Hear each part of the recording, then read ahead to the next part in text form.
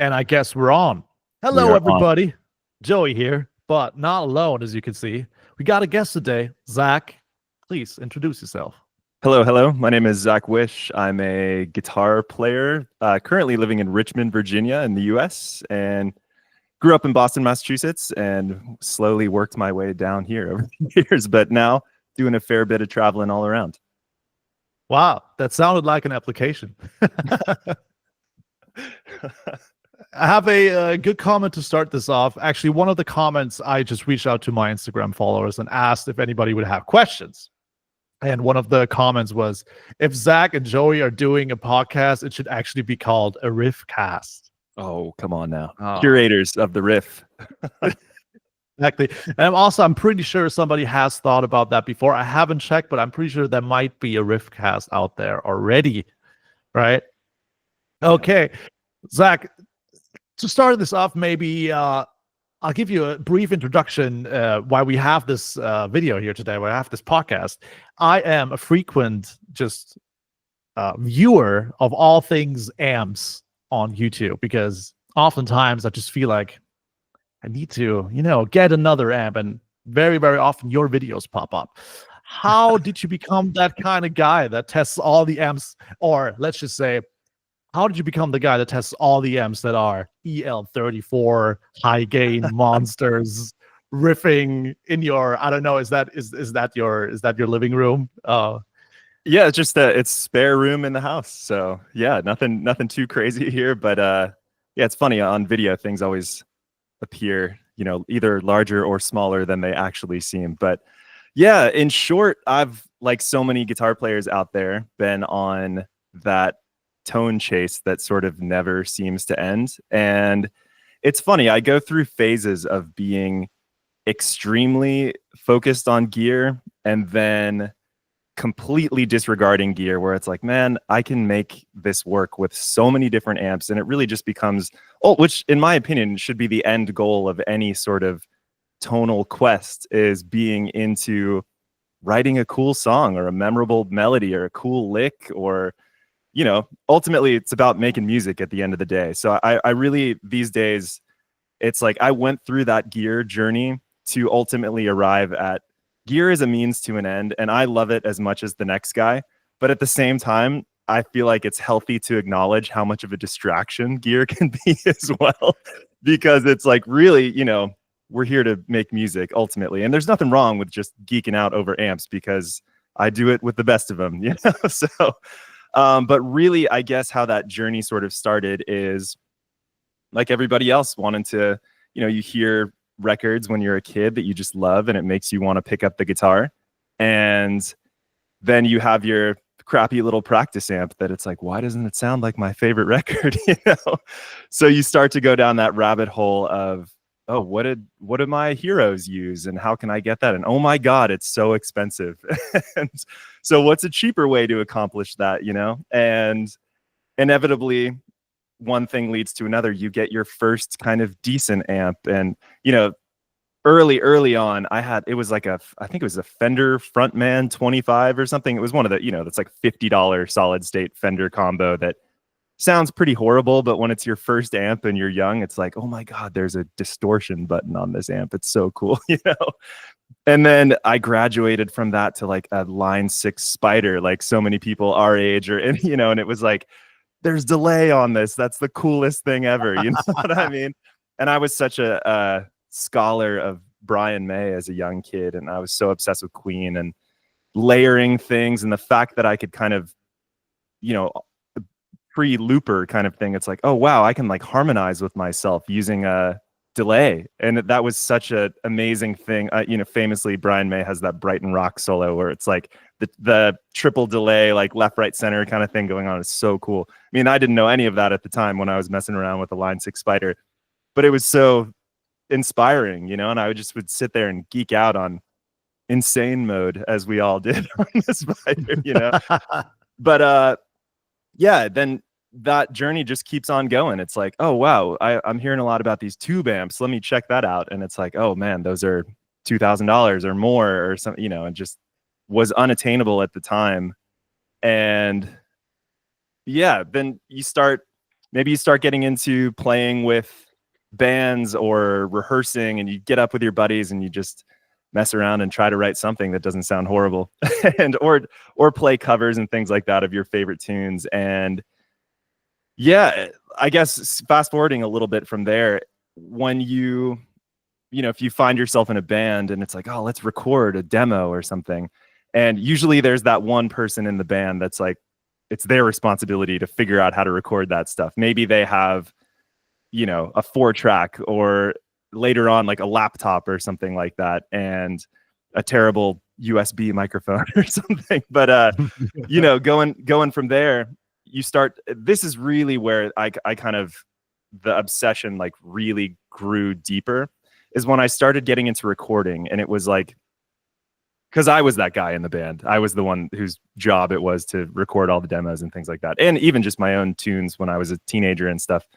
But yeah, going from there, it's like, not only is it the guitar amp thing, like, can I make my amp in the room, just forget recording, just amp in the room, can I make it sound like my favorite guitar sounds and things like that? And that's a challenge unto itself.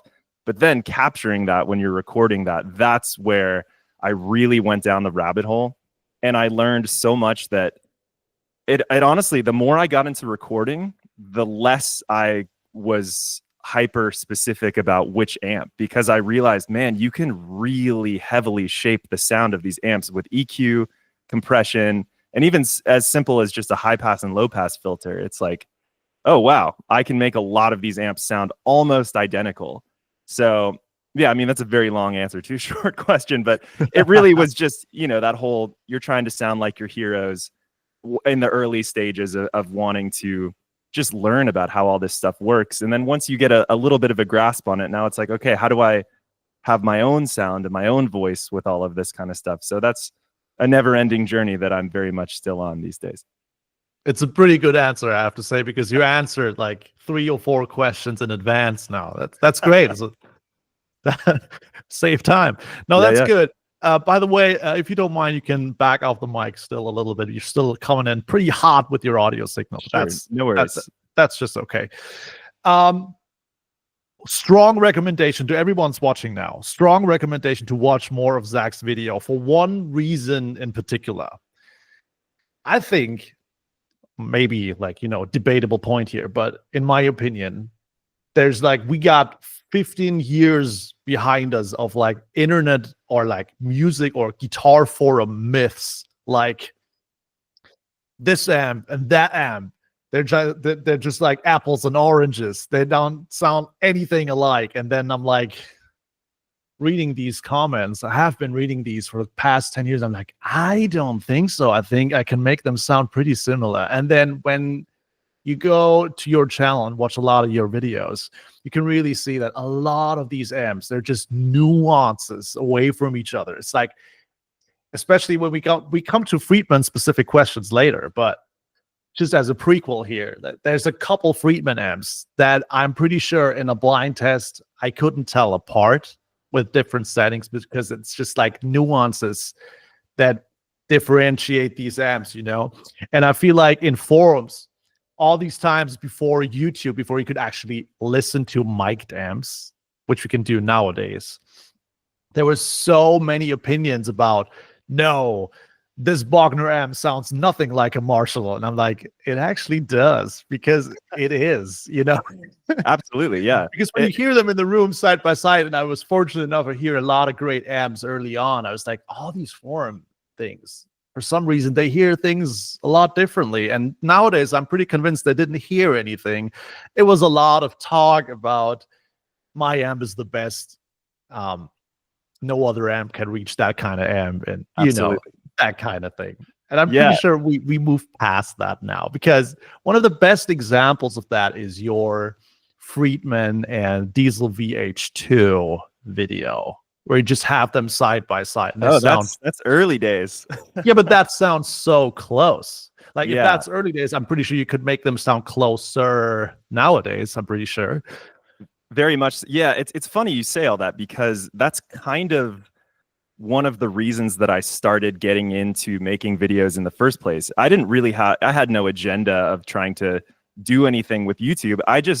And that's honestly, I can really relate to a lot of the forum guys and things like that, because I was one of those guys, you know, and I never was out there talking shit on anybody's amps or anything like that. But I would use forums as a resource to learn about these things, because once you start getting into the world of boutique amps and things like that, or, you know, just wanting to see what else is out there, so it's not really that accessible to so many people. Whether, you know, your shop up the street probably doesn't have like, you know, a Bogner Uberschall or something. Maybe for you it does, but for me it didn't, you know. So no.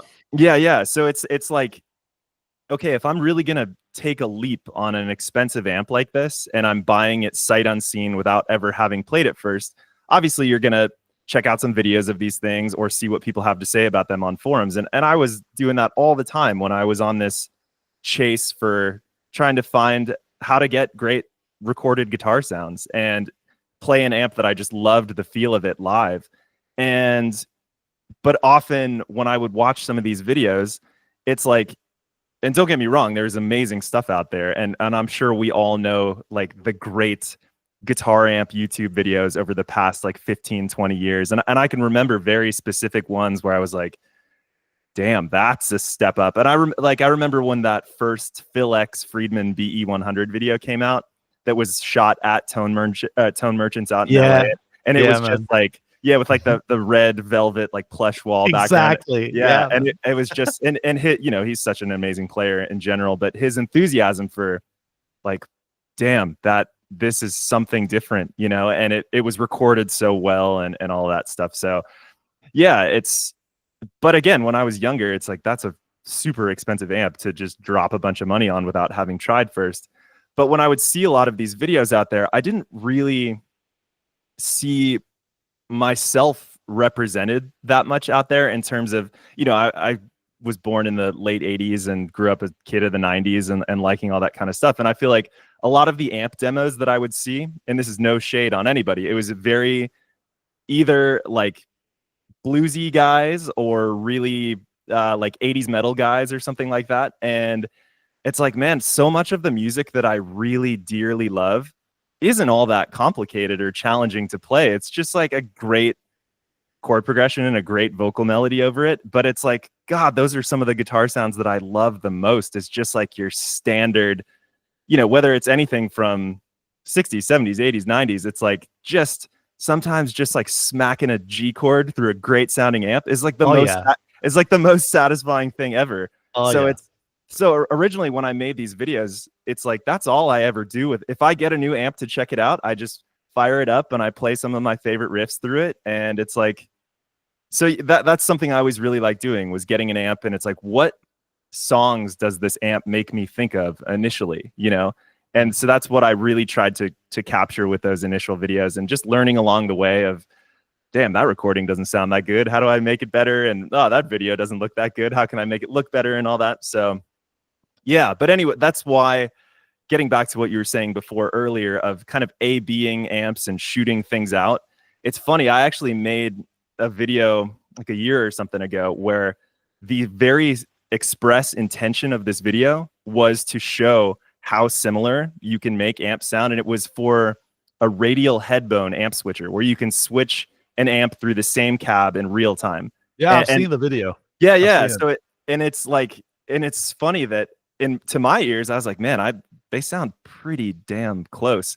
But still in the comments, it's like, oh, clearly the JCM 800 is the best sounding. Exactly. And it's so, I mean, hey, play whatever you want to. I don't care. But it's like, you can kind of see people's objective bias in the, where it's like 100%. And it's so visual too. Like, people have such a visual association with like seeing a JCM 800 of like, that clearly is the iconic thing.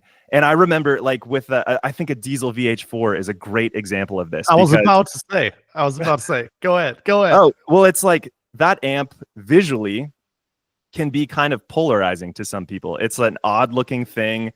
The you know, it's got the like bent in chassis where the knobs are. It's got the diagonal rows of knobs. And what's funny is, when you think about it in an engineering sense, and if you've ever worked on amps, and I used to repair amplifiers and things like that, if I still do when they break, but it's like if you pull the chassis out of a VH4, it's brilliantly laid out. And like the reason for the diagonal rows of knobs, they're never on top of each other. So they're all very accessible if you need to solder something. Yep. And the fact that the chassis is bent in, when you take it out and flip it upside down, it's not a vertical 90-degree angle. It's open wide like this. So it's so easy to get to anything. But the funny thing about those amps is that they're built so well that you'd never need to service the thing anyways. But it's a brilliant design. And I can look past those things, but I totally understand why somebody would be like, man, if I'm going to like a punk gig or something, I'm going to look, it doesn't look the part, you know? If you show up with like, you know, a headless guitar and your Diezel VH4, it's like, all right, man, you're dressed for the wrong job, you know? So, and it's not the punk rock vibe. Yeah. It's like, I understand that stuff. But I also like to kind of reject that stuff sometimes where it's like, man, just play whatever you enjoy. So, but yeah, those amps can sound so similar if you want them to. And but you can also, you know, they all have their own inherent sounds and things that they feel a certain way. And there's obviously differences in these things, but that's why getting more into recording is like, oh man, if a band came to me and wanted to record with me and whatever genre they were, it's like, we can probably make it work with whatever you got. And it's more about like microphone technique and cabinet choice makes a much larger difference than if you have an amp that's in a similar family, you know? Totally. It's funny that you mentioned the Diezel VH4 because I was about to say the exact same thing. So I have a friend approached me like a couple weeks ago, huge JCM 800 fan. It's like, Joey, what can I do? I like the JCM 800 tone, but when I turn up the gain, it becomes just fuzz city and it's not defined anymore. Also, the bass becomes flubby, and I'm like, go get a Diezel VH4. And he was like, what? Yeah. No, I'm not into metal, dude. I'm like, no. I'm like, it channel 2. It's like the JCM 800 sound. Actually, this conversation just popped up a couple days ago because Marshall at NAMM introduced these modded JCM 800s. Saw that. And where I'm located here in Germany, it's like these will be priced at, I don't know, 3,500 or something. Yeah. And then a Diezel VH4 in Germany. Now, please don't go green with envy or something, but they'll go for like 2,800 new. And you can easily get a VH4 used for $2,000 in Germany. That's amazing. Yeah, it's exactly the opposite over here. Yeah, I mean, and they're like brutally expensive. And you have a million reasons to buy a Diezel VH4 because it has the JCM 800 thing, and it has all the mods inside that Marshall now. I'm a huge Marshall fan. Sorry, Marshall, but offers all the mods of like tight low end. Yeah. Tight gain. Right. So exactly what is the channel 2 of Diezel VH4. And also, if you want like a sick boost, just switch to channel 3, man. Like, I mean, it might be a bit blasphemous to some, but I would say for that like just straight up rock and roll sound, I prefer channel 2 of a Diezel to a 800, and I've played a ton of 800s. And don't get me wrong, they're both amazing. But it's just easier to get a good sound out of the Diezel. And it doesn't have that really brash top end thing that 800s do, where usually I would just low pass that out with an EQ. Yes. And the Diezel just sounds kind of right from the get-go. I understand when people say, I can't play a Diezel because it compresses too much. But then I don't understand why somebody would mod the JCM 800 because it will do the exact same thing. So, but the VH4, I don't know about you, but do you still have yours? Because I do not actually. So that's the thing. I feel like a lot of people, and I love that amp. And don't get me. And this is very contradictory to what I just said before. But so many of the shows that I play, it's like it's a little bit much for a lot of those shows. So to me, it was a great recording amp, and I record a lot of bands and things like that. So. But same thing, people just have their kind of visual biases sometimes. Where it's like if I've got a selection of amps, they're going to be like, oh, what's that amp looks like it's from the future or something. It's like too much for them or something, you know? So, yeah, it's as much as I would love to still own every amplifier that I've ever had or demoed or something like that, it's just not financially possible for most mere mortals. So no, these things come and go. True. And I mean, me as a German person and knowing Peter Diezel a little bit, it's like it's German engineering. It's like somebody who's like the typical German engineer took an amp design and just thought about how can I make it perfect in every single way, from clean to like death metal kind of stuff. I love it. Yeah. I mean, that's like, I so admire people that have that level of, you know, dedication and perfection of trying to really, and also not feeling the need to be married to these classic designs, like willing to change it up. I like that kind of freedom in design. I think it's such a cool thing. Totally. And I think with the looks, to me, that was never a problem because I'm such a James Hetfield nut and I'm such an Adam Jones fan that to me, like, to me, it was like a totally natural look. That just looked badass to me. I was like, yeah, man. I very much agree. As much as I love the amp, I don't own one either, but have been considering for weeks and weeks now to get one because, man, I have to say, I'm playing with the Fractal all the time for the YouTube stuff. And here's my confession. I'm using one amp model. What's your go-to in there?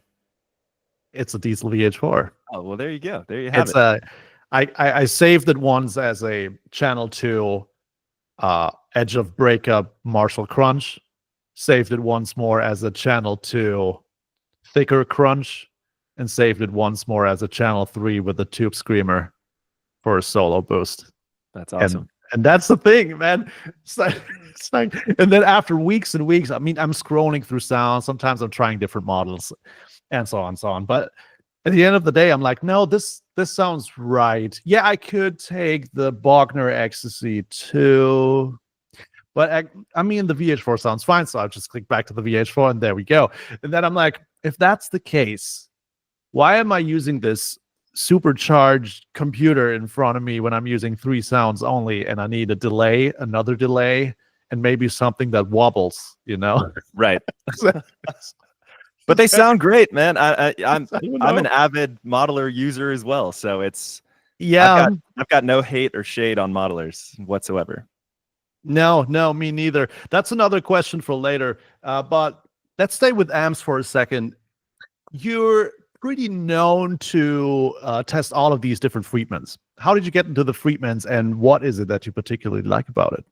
Yeah, so that was a very organic thing. I just way before. So it's funny. I had some friends that over the years had always said, like, man, you really should start a YouTube channel, because I just always had, you know, I would show up to a band practice with like a different amp every week because I was just trying, you know, I was just buying and selling amps because I would get something and be like, that's maybe not what I was looking for, but you wouldn't know it until you bought it. So,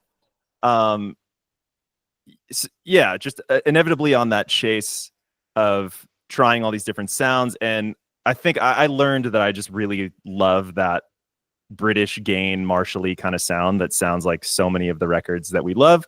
But more often than not, those amps they just don't really sound or feel great until you have them at very loud volumes, which is awesome to do, but it's not practical most of the time. Whether it's, you know, say you live in an apartment or something, and this is like reactive loads and Auxbox and all this kind of stuff. And it's like, all right, well, I know there were attenuators and things at the time, like hot plates and the ultimate attenuator and all these things, and they're okay and they kind of work, but at the same time, it never is as good as, you know, if you go to your practice space and crank an amp or something. It's unbeatable sound.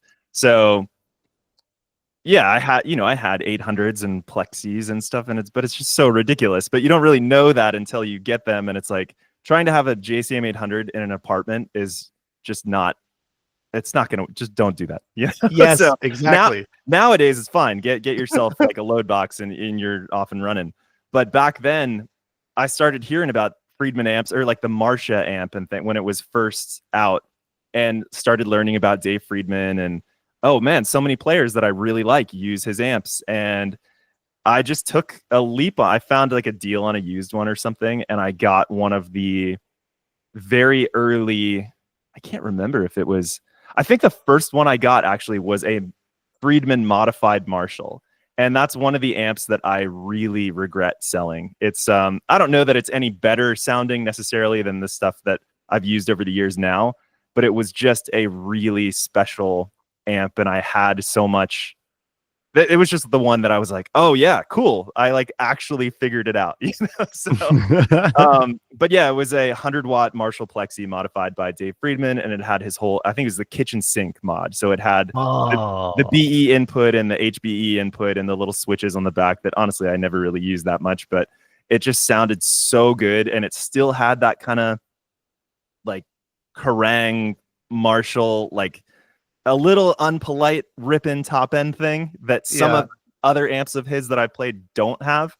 And it just was, it was such a cool amp too. And I always liked bringing it to gigs because sound guys would be like, oh my God, dude, you can't play a Plexi in here. And I was like, don't worry. It's like got a great master volume on it.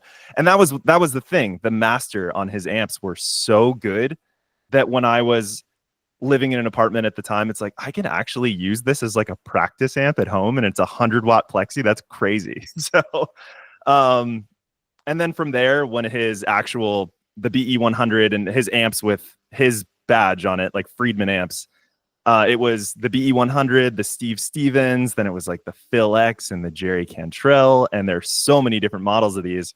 And yeah, I just instantly loved those amps. And when I first got them, so I think the first one was that 100-watt modded Plexi. Then it was the Steve Stevens model, the SS100. And that, again, I just loved all of them as soon as I got them. They feel so good under your fingers. They sound kind of like a produced record already. And you just throw a microphone in front of it and it just sounds awesome. So at least for my tastes, and it was super versatile where you could do the more kind of lower gain 70s rock-ish kind of thing and do the much heavier stuff. Like some of my favorite, being like a kid of the 90s again, all the bands that I was getting really into that made me want to play guitar in the first place it's all, I listen to a crazy wide range of music, as I'm sure a ton of folks our age do as well. But it was like, it's funny. I feel like I'm kind of known on YouTube, at least, as being this like rock and roll heavy metal guy. And I love that stuff. Don't get me wrong. But I would say that's like 10% of my listening these days. It's like so much other stuff now. But yeah, like, man, you name it. There's so many bands out there. But it just could do basically everything that I was looking for. And so that's why I got so into those amps and had this, again, with the forum things. It's like, well, wait, I have the BE100. What about this other one? What about the Steve Stevens? Exactly, yeah. Is that one better than what I have? And, then you find somebody that has the same question with the other amp, and then you guys trade amps, And so I did that. I would just trade stuff around, and I had them all, and they're all great. And in what you were saying before, you learn it's like, oh, the difference between this amp, between like a BE100 and a Steve Stevens or the Phil X model is like turning the gain like this and turning the treble like this. It's like, they're all going to work. Exactly. So. But that's a good segue into the next question. Your favorite Friedman? Whoa. I would say at the moment, at least, is the BE100 Deluxe. And it's funny because it has all the switches and bells and whistles of you can change where the resonance is and, the fat switch on the clean channel and the BE channel and separate master volume separate gain and volume for all three channels. And you can balance it with the system volume. But at the end of the day, I don't really use all those switches all that much. It's more just, I would say the Steve Stevens amp is one of my other favorites. Because I got it so early on, like right when it came out, it was just holds like a special place, and it has that really like chewy kind of feel to it, which is awesome. But the clean channel on that amp it's great sounding, but it's really pristine clean, like super high headroom clean. And I usually am looking for a bit of breakup in a clean tone. And so I think when the BE100 Deluxe came out and it had that plexi channel on it where you can do the great sounding clean thing, or you can crunch it up to like AC/DC levels of gain, then it's like, great. If that amp was only the plexi channel, it would still be an incredible amp. But then the BE channel just, I would say it's one of my most recorded amps. And when I record other bands, I just know it's going to work for, you know, even if they're like an indie band or something that doesn't really do any gainy kind of stuff, it's like that plexi channel is just really forgiving. It takes pedals well. It always sounds good. It's EQ'd in such a great way where you don't really have to correct these problem frequencies that you do with some other amps. It just sounds really balanced right out the gate. And that's another thing too. I've made 2 JCM 800 versus Friedman videos, and a lot of times people are like, wow, the Marshall is so much brighter. And I think naturally it is a much brighter amp. But the thing is, when that gets on a record and you actually record it and put it in a mix, you're 9 times out of 10, you're gonna get rid of that high end for it to actually sound like a record. So the Friedman just already sounds like that from the get-go. And you can make it sound crazy bright if you jack up the presence and things, but I just never want to do that. So yeah, I would say it's been one of the easiest amps for me to get great sounds out of, and I love the feel of playing that. The master volume works. It sounds great at every level, so I'm never concerned about at a show if, oh no, am I going to be able to get loud enough to make it sound good? It sounds good at whatever volume. So it's exactly. It's maybe one of the most flexible of his amps, I would say, but keep that, or, you know, take that with a grain of salt, because just like we said before, the difference of like the Steve Stevens Deluxe, you know, it has all those same things on it, and it's just voiced so slightly differently that if you had, like, I've said this when people have asked me before, it's like if somebody stole my BE100 Deluxe, but they left the Steve Stevens Deluxe in its place, I would just like shrug my shoulders and be like, all right, I guess that's what I have now, you know, because it's also going to get the job done. So yeah, but short answer, BE100 Deluxe is my favorite of the bunch. Right. I haven't played all of them. I haven't played the Jake E. Lee, and I haven't played the Steve Stevens. All the other ones I think I've played. To me, I like the BE channel of the normal BE. The thing that I wasn't quite sure about was when you turned down the gain, it kind of fell apart. When you did the Malcolm Young kind of thing, where you just wanted a little bit of crunch, that's when it kind of, you know, it lost all the bottom end, lost all the oomph. And that's why I love the Phil X so much. Yeah. The Phil X to me is the one that sounds most organic if you turn up the gain from 0 to, you know, it just seems to be the amp that is just comfortable doing very low gain stuff and not, you know, flubbing out or anything like that. And if you do the high gain stuff, it just sounds like your Friedman amp. That's why I love the Phil X, and the Jerry Cantrell is pretty good. Yeah. So it's funny you say that about the Phil X, because I had that after having the BE. This is ridiculous to say I've had all these amps at this point, but after the BE and the Steve Stevens and that modded Marshall, the Phil X was one that I owned for a really long time. I recorded a ton of stuff with that. I gigged a lot with that amp. And it's funny, that's the amp that introduced that gain structure switch where you could set that amp in like the lower gain mode. And that the BE100 Deluxe has that gain structure switch on it. So I do use that a lot. And exactly like you said, that's one of my favorite all-time guitar sounds, is that like Malcolm Young kind of just, it's way cleaner than you think it is. And I think putting that Friedman into that lower gain structure really helps to achieve that kind of sound. So that's something that is one of the switches I actually use on that amp. So. Yeah, and I think the Jerry Cantrell one, it sounds so chewy. And I think what the intention was to make it sound more like a Bogner Ecstasy. Oh, wow. And it actually does. I think it does. I know the Ecstasy pretty well. Again, I don't own one right now, but I have played one a couple of years. And that's a pretty good amp too. It also is a little bit more darker. I don't know. Have you ever played it? The Jerry Cantrell? No, the Bogner Yeah, Ecstasy. the Ecstasy. Yeah, I've never owned one. I've played one very briefly, but I feel like I do not. That's one of the few high gain amps out there that is like that I don't have much experience with. You should get one. I mean, I guess knowing your videos, knowing what you play in your videos, what you like, you would absolutely love it. It's Everything like I've heard of them, it sounds amazing. a lot of people don't gel with it because they just dial in the amp with their eyes.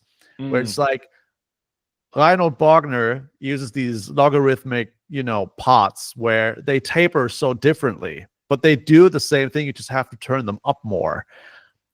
Like all he ever does is like take Marshall circuits, and to me, he just makes them darker and a little bit more chewy in the lower mids. Takes out the Kerrang a little bit.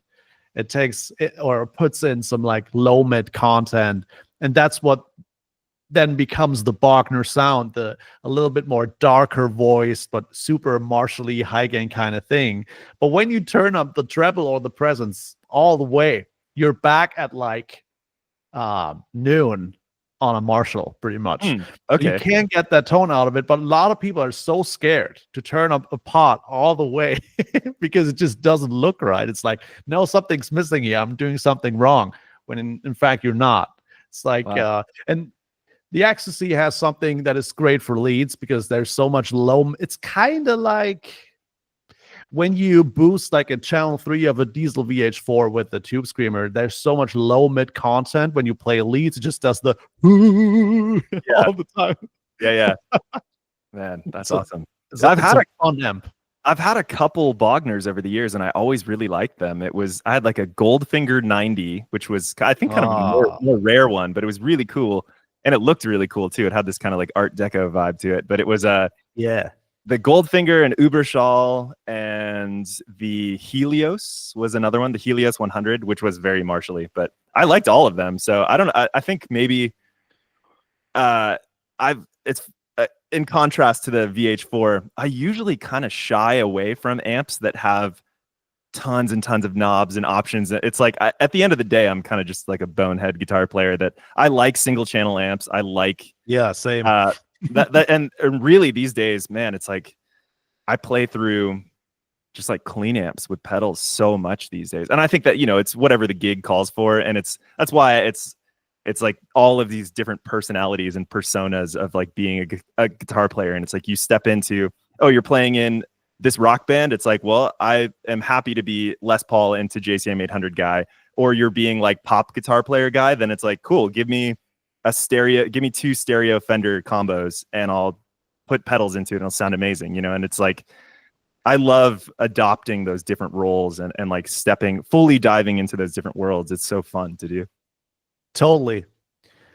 Maybe one more thing about these amps. What do you usually look for in an amp? I mean, you covered it a little bit, but let's just say you get a new amp in and you fire it up for the first time and you just want to get the rough idea what is this amp about, what's like the what's the tone and the amp. What are you usually looking for? Are you like turning up mids first, master up first? What do you describe that process? Yeah, I would say at first it really depends on what the intention is that I'm trying to do. And it's like, is this a gainy amp where I am going to think about, I'm going to get all of my distortion from the amp itself? Or is this like a pedal platform kind of thing? And there's some amps in between and things like that. But it's like, all right, what project it's these days I look at it more like, what is the gig and what does the gig call for? So it's or in the YouTube sense, like if an amp company reached out and said, hey, will you make a video of this particular thing? It's like, okay, how can I best showcase what they're going for with this, I guess. So if it's, I'll answer it in two ways. If we're going for like the rock and roll high gain thing, then does it sound, I'm in a spare bedroom in a house. It's not a recording studio. It's not a massive stage. So can I get a decent sound out of this amp without blowing the windows of this room out? And sometimes I'll record videos that are crazy loud. Like I have a JCM 800 video, like the first one I made a long time ago, that the master is on like, I don't know, 10 o'clock, 11 o'clock. And that's like blisteringly loud. So Yes. Wow. it's like, yeah. So sometimes I'll record amps super, super loud. I just do it in short periods, or I wear hearing protection or something like that. But so yeah, I like amps that are friendly and easy to get along with, where cool, I can get a great sound out of this without blowing my head off. And I think one of the things that I really hate about high gain amps is when the top end is really harsh and brittle. And some amps, that is just a natural characteristic of them until you get the power section working. And then once that happens, it's funny, like you can hear it if you sweep through the master, all of a sudden all that goes away and it just sounds great. But it's maybe at a volume that you just can't use unless you're using, you know, an attenuator or Fryette power station or load box or something like that. So if it doesn't have that characteristic at low volumes, that is always a big plus in my book. And if the low end stays tight, so sometimes you want that kind of like tweedish loose low end thing if you're going for that more like vintagey stonesy kind of thing.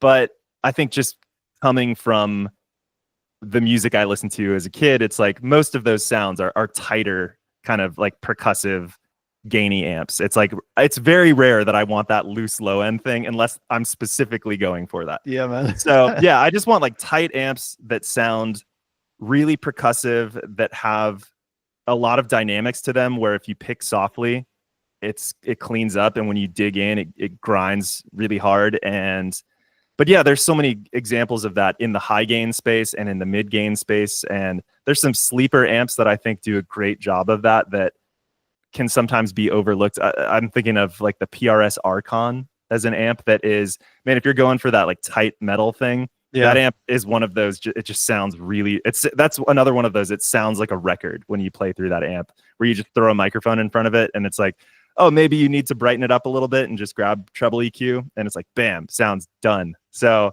I love stuff like that. And honestly, the same is true in the clean amp space as well, where if it's like going from your most basic standard clean amps to like a, you know, Fender Deluxe Reverb, which is one of my all-time favorite amps, all the way up to things like Two Rocks or, you know, Voxes or Matchless or Bad Cat or any of these amps. It's like, is the top end piercing? Is it harsh? Is it tearing my head off? Does it work well with pedals?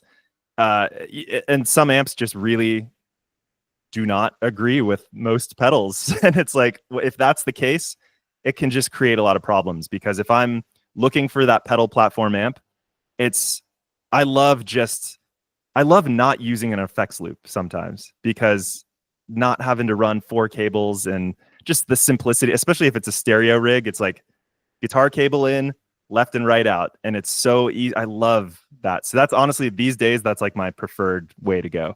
And wow, it wouldn't be, I mean, I wouldn't say that if it were, you know, if I were playing in like a heavier rock and roll band or something like that. But for what I'm doing a lot these days, that's kind of where my head is currently at. And now it's like a fun departure to be like, let me fire up the high gain thing, you know? Sure.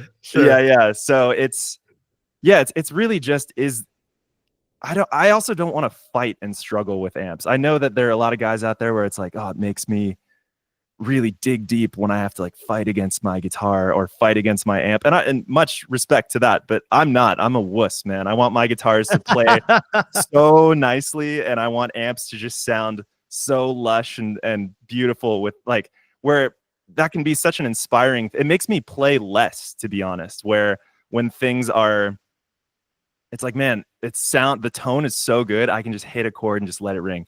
And that's one of my favorite things nowadays. Absolutely. That's good piece of advice, and I can't agree more. I do the exact same thing when dialing an amp. So for everybody who's out there listening and wondering how to dial an amp when you first have it, it's like, I listen for treble first because I want to know, what do you want to be, little amp? Do you want to be that chimey kind of EL84 thing, or are you like that girthy EL34 high gain kind of thing? Whatever you want. I mean, it's, to me, it's so much about the treble. Also, because I've been a sideman too, and we're going to talk about Seal in a second. But I think there's nothing worse than annoying other musicians with like too much high end coming from your guitar. If there's a little bottom end missing, well, you know, it's gonna be like probably better for the mix, to be honest. Exactly. It's gonna get cut anyway, you know. Right. Like there's this great Tom Bukovac statement where he says, "First thing I do when I record with my plexi is like I turn all the bass off." Yeah. I don't have a lot of bass in my tone as well, but it's like you need to listen for, especially when it comes to playing with other musicians. Like you need to listen for treble, because treble can be so annoying, especially for singers. Can be very, very annoying. Yes. And also, you don't want to be. I mean, you're playing the most tactile instrument on stage anyway, so maybe you want to just watch out for treble a little bit. Absolutely. And I think what you just said there as well is such a breaking through this plateau of just learning and knowledge about amps and recording and things like that is, and it's a bit of a cliche now, but what sounds awesome when you're playing by yourself, 9 times out of 10 might not be the thing for the mix, and some of the best sounding tones that I've ever had in mixes, when you isolate those guitar sounds, sound kind of horrible. So, but it's just the way that it interacts with the bass and the drums and vocals, or if there's synths or something like that in there. And some of the heaviest guitar sounds that I've ever gotten in an actual recorded mix, it's really the bass that's providing that weight. It's very rarely the guitar which is, it's such an awesome thing on a Diezel VH4 where it has that deep control with all that resonant low end. And if you're playing by yourself, it is like the most powerful guitar sound ever to have that huge low end, but you're probably not going to use that in a mix. But it's fun to have. It's just, I would never like take the deep knob on an amp and like jack it all the way up. Yeah, exactly. And also, I think times have changed so much since these modelers have become so good. I think I have this theory that in the beginning, everybody hated modelers because they just weren't used to listening to mic'd sounds. And nowadays, like 10 years later, everybody's just so used to listening to mic'd sounds that now everybody's going like, yeah, this actually sounds really, really good. And I'm so used to listening to mic'd sounds because that's pretty much all I ever do is listening to mic'd sounds. Because I'm in a flat here, I can't use a cabinet. It just doesn't work. So for me, it's always a mic'd sound. If I'm hearing too much bottom end these days, I immediately get rid of it. Like all these, like, here's a resonance pot that just boosts your 80 hertz. I'm like, not interested. Right. There's no business staying there anyway. It's nice with, like, in front of a Mesa cab. That's the best thing in the world. Absolutely. But I don't have that garage, that space or anything like that, so I can't use it anyway. So but it's funny, man. Your videos sound incredible. So it just goes to show it's like, it's more about the guy playing it than it is about what they're playing, Right. All right. Since we're already talking about it, last amp related question before we get into something else. What's the one amp you wish you never sold?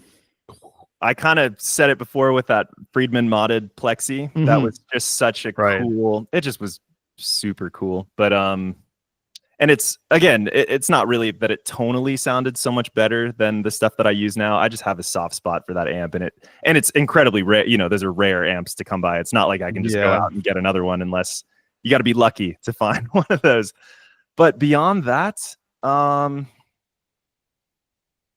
think that might be the one, because I'm trying to think if there's anything else nowadays that it would be really difficult to come by. I think more in a nostalgic sense, like I no longer have that. When I first got that, I bought it for $100 from a friend of mine. It was the original red Line 6 112 Spider, and it's like I wouldn't really use that amp these days, but it's just a cool thing to have, because that was the amp that I was like, Oh, I'm gonna really just sit here and nerd out and play guitar all the time. It was the thing that made me play a lot, you know, in the early days. So I do wish I still had that amp.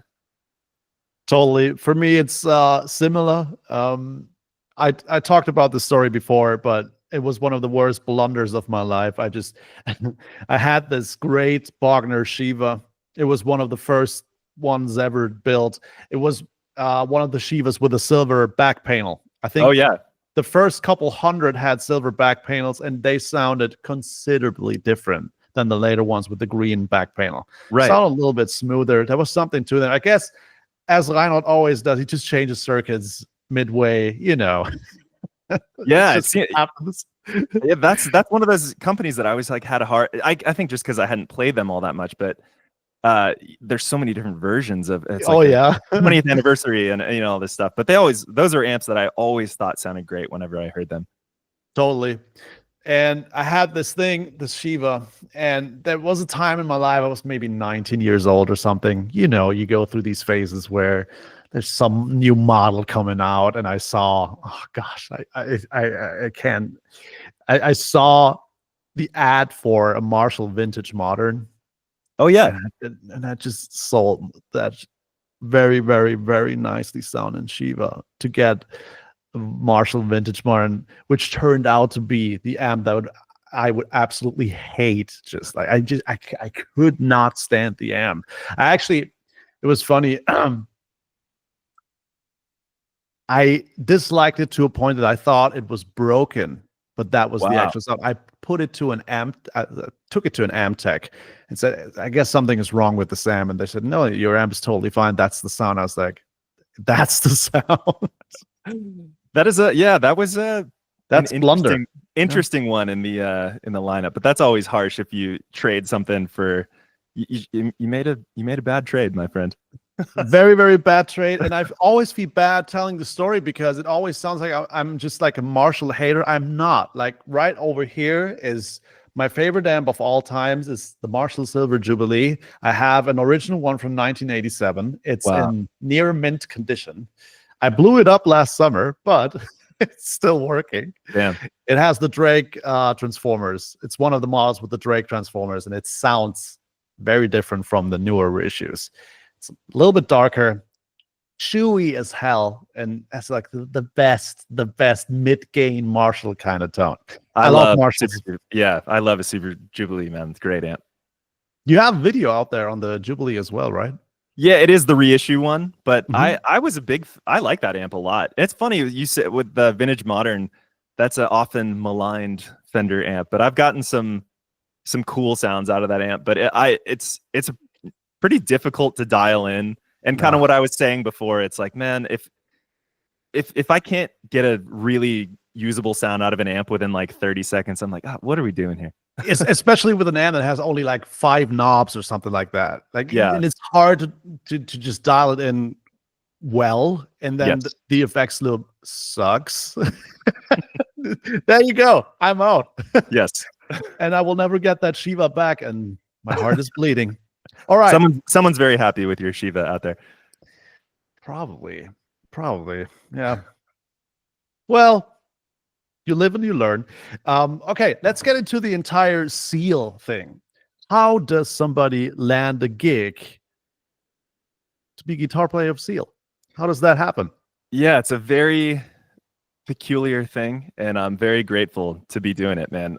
So I basically started doing. I've been an amp and guitar nerd my whole life, but basically during COVID is when I started putting videos out online, and it was just a fun creative outlet. It's like I consume so much of this stuff. I watch so many amp videos and pedals and guitars and all this kind of stuff, and it was just one of those, hey, why can't I contribute to this as well? You know, and no agenda beyond just, hey, I think this is cool, you know? And so I just started making a couple videos, and I think pretty quickly, because I had already been into the recording thing, and I do some work as like a photographer and videographer as well. It's like I've got a couple decent cameras, nothing crazy, but just decent stuff. And I'm willing to, as much as I love recording guitars and stuff. I love shooting photos and videos. So that side of things for me is really fun too. And just an excuse to learn about that stuff of like color grading and all this. And sometimes I put a lot of effort into it, and sometimes I just put the camera on auto and let it rip. But pretty quickly into making some of these videos, I started getting contacted by some amplifier and guitar companies and things like that, and people saying, hey, we really like your stuff. It seems a little bit different. I don't know how different it really is, but I think it just clicked for some reason. And Matchless was one of the first companies that said, hey, I made a video of an amp called a Matchless Independence, which is a really cool 35 watt EL34 amp that 3-channel that does the like beautiful matchless clean thing, and mid gain channel 2, higher gain channel 3. And it's just a super cool amp. There aren't that many of them out there, and there weren't too many videos on that amp. So I was like, oh, I have this opportunity. Let me try to make one. So that was what made Matchless reach out, and they were like, hey, you should make all of our videos for all of our amps. And so they started sending some out, and that was one of those like, oh man, I need to dig deep, because so much of what I had already done was just like the rock and roll stuff. And it was like, oh, I have this other side of all of this music that I've been so into forever. And that was a great opportunity to kind of showcase some of that stuff as well. But with the same theory in mind of like, what does this amp make me think of? Like my favorite stuff from like the 80s or 90s, and cleaner guitar sounds or more affected guitars, like that 80s chorusy, like post-punk, gothy kind of. I love that stuff. And so yeah, from there, that just kind of snowballed. More and more videos getting out there from all these different companies, and then just making stuff in my free time. And a couple years into that, maybe about, I want to say a year and a half ago, or maybe almost 2 years ago at this point, I just got a random message. And as I'm sure you do as well, it's like one of the beautiful things about social media, and it can be a real bummer of a place, and it can be a real special, like beautiful place sometimes. And I see both sides of social media like that. So as I'm sure you do as well. But one of the coolest parts about it is just connecting with people. I'm here talking to you and some of my favorite players. Like I really geeked out one time, Jeff Loomis from the metal band Nevermore, and he plays with Arch Enemy and has his own projects and stuff. But I was such a big fan of that band Nevermore when I was in high school, and I still adore those guys. And he's a huge amp geek as well, and just reached out and was like, hey man, dig your videos. And we just geeked out on amps. And it's like, oh wow, that's nice. so you know, it's like just those little connections like that. It's like inspiring, you know, and it's such a cool, it makes the world feel smaller in a really cool way. But so a handful of those things happened over the years, and it's just a really cool, like you feel like you're becoming part of a community in a way, in the little smallest ways, but it's really nice. And yeah, one of those days I just got a random DM from Suhr, and I've always been a fan of his music, but I didn't realize he also is a self-confessed guitar nerd. So wow. and he was like, man, I've been watching some of your stuff, and I just really dig what you do. And we just got to talking, and he eventually was like, hey, let me know if you ever want to do some work together. And which was no way. Yeah. So it's a really, you know, so he's just reached out via Instagram or YouTube or something. Yeah, just Instagram. And he's a pretty iconic dude in my life. So it's a really special thing to have somebody like that reach out to you, and like a pop legend, man. Yeah. It's so, you know, and that can be really intimidating as well, where, oh yeah. And it was funny to me at first, because while I have very diverse taste in music, and I listen to, you name it, like honestly, you name it, like I'm a huge fan of everything basically. And is there a band out there called You Name It, by the way? Do you think that there might as well be? I don't know. But it was, so at first it was a little bit, because so much of what I had put out on YouTube is distorted high gain stuff, and I love that. But I was like, hey, are you sure you got the right guy? And which was kind of funny. I was like, man, you trying to write like you know, some like really heavy like alt metal kind of record or something like that. So, like an Opeth meets Suhr kind of thing. Exactly. Yeah. Hey, I'm here for it, man. I'm here for it. But yeah, but we just got to talking from there, and long story short, I went out to LA to get up with him and a few musicians that he's worked with for a very long time in the studio setting, and just was like, hey, let's try to write some stuff together. And which, that's so cool, man. yeah, man, it was really a really incredible experience. And Wow. I'm not gonna lie, it's like a very intimidating thing to go do, because I was well aware of who all these players were. I mean, let alone Seal, but the other guys in his band as well were just, you know, very, very accomplished players and guys I really admire. And so yeah, it's like you got to hold your own in scenarios like that.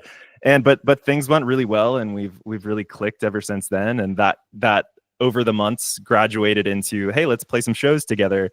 And you know, things that were private gigs, and if everything completely fell apart, it would still be really bad, but it's not like a tour is falling apart or something like that. But yeah, those first shows went really well. And then, you know, here we are. We've done European tours and played Hyde Park in London and Hollywood Bowl and all this kind of stuff. Wow, man. It's really been such an incredible experience. And I've learned so much in the process, and I just feel really grateful and fortunate to be able to do it. Who would have thought riffing with your high gain amps would lead to that? I mean, that's just amazing. You're sitting, let me rephrase here. So you're sitting in your spare room and you're riffing like Deftones riffs on like a, like you're just like absolutely shredding Deftones on your Friedman amp. And then just one afternoon, you get this message by C saying, hey, it sounds great.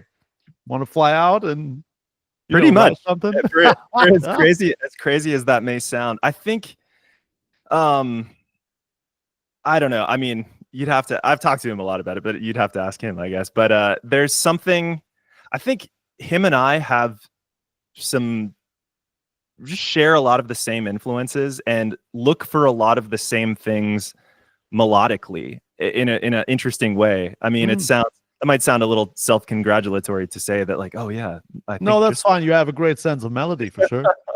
But it's one of those, I love just great simplistic melodies. Like when I was a young teenager and aspiring guitar player, which I very much still am now, but it's like, you know, I was super into all of the really flashy players and things like that, guys like Paul Gilbert and John Petrucci and Jeff Loomis, like I had said before, and Alexi Laiho from Children of Bodom, and you know, Yngwie and Satriani and all those guys and stuff. And I really admired that kind of playing, but the bands that I really loved, and don't get me wrong, I loved those bands, but a lot of my favorite things at the time were not flashy guitar players. They're just like we said, the 90s before. It's like that whole, I was a child of grunge for sure. And it's just like great sounds and great tunes. And it's like the Beatles with a distortion pedal on, you know?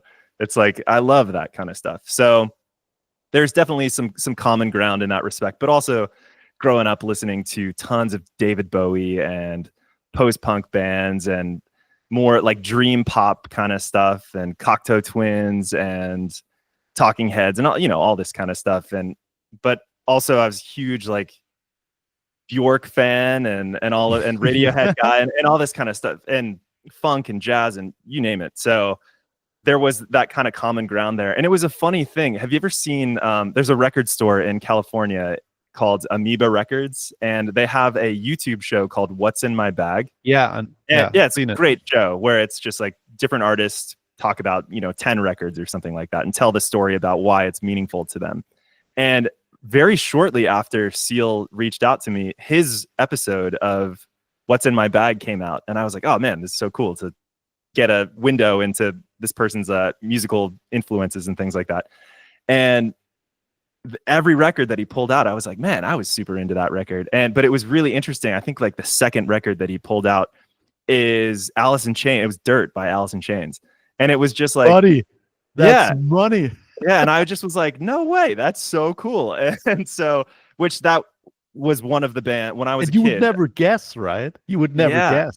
But it's funny because once I saw that and just was kind of doing my homework of doing a deep dive into the back catalog and things like that, there's a lot of stuff where it's like, oh man, I do kind of see that influence in certain areas. He has his third record is called Human Beings, and it's has that kind of like darker I mean, it's not like Jerry Cantrell riffs or anything on there, but you can hear that kind of influence. But yeah, so the more that I've gotten to know him over the years now, it's like the more it's like, oh yeah, I do kind of, it's a cool connection. So again, I know I said it before, but grateful for it, man. Very nice. And maybe for other aspiring guitar players wanting to get into the sideman game, can you name 3 things what changed the most going from like your local rock bands in Virginia to playing a gig with Seal? Yeah, well, I'd certainly went about it in a very unconventional way, I think. But what's funny is I think that this is becoming less unconventional. I think it's becoming more common where, you know, everybody spends a lot of time online, whether, you know, watching stuff that they enjoy, and whether it's Instagram or TikTok or YouTube or you name it. It's like, it's kind of replaced conventional media and TV in a lot of ways. So people can get really hyper specific about what they're interested in. And like I said before, I can't remember who said it, but it's like, I heard somebody say recently, and it really clicked with me, where they said social media is the sharpest double-edged sword, where absolutely, where on the one hand, it can be the most toxic, horrible place that can have real terrible effects in the world. And it can also really connect. Like, it makes me think of it back in the 90s when people would talk about the internet in this really aspirational way of like, oh man, everybody is going to be so connected, and exactly. everything's going to be so great. And in a way that kind of happened, but it happened in kind of like a sad, lonely way. So I think these moments, like talking to you and connecting with Seal and talking to, you know, your people that just are really like-minded, is an awesome thing. And as much as like gear forums there obviously can be some toxic stuff on there, it also it's cool to have a place to go geek out absolutely. with people. Yeah. And also small communities where it's like, hey, this is a $4,000 amp, but I feel comfortable just like shipping it off to this guy, trusting that he's going to send me his amp, you know? It's like, that's kind of a rarity in the world, you know? Totally. Yeah. So I think one of the biggest things for me, as cheesy as it may sound, is I was always like, before I started putting my own stuff out there, I always felt like, oh man, it's way too egotistical to put a video out there. It's like, who am I to do that? Or people are going to think I'm so full of myself or something if I put this thing out there. And it's like, no, man, you just do it because you love it. And I didn't start making videos because I thought like, oh, maybe if I make the right video, Seal will DM me or something. Like, that was never in my mind, you know, or thinking that I would get any sort of gig, or I didn't make videos so that companies would reach out to me. I just am a guitar nerd like everybody else, and I just love it, you know?